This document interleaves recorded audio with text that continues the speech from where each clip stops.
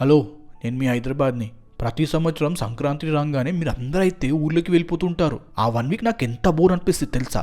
మీరందరూ తిరిగి వచ్చే వరకు ఈ ఖాళీ స్టేషన్స్, ఖాళీ రోడ్ చూస్తూ ఉండాలి నేను. మీరైతే ఆ బ్యాగ్స్ అంతా సర్దుకొని వెళ్ళిపోతూ ఉంటారు. మీ జనాలు ఉన్నారే చాలా లక్కీ.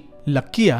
మా జనాల బాధ నీకేం తెలుస్తుందిలే. అసలు టికెట్స్ దొరకడం ఎంత కష్టం తెలుసా? టికెట్స్ దొరికిన లోపల ఒక కాల్ పెట్టేంత స్పేస్ ఉండదు మాకు. ఇప్పుడు మా వాడిని చూడు, ఎమర్జెన్సీలో యూజ్ చేసే విండో నుంచి ఎగ్జిట్ చేస్తున్నాడు.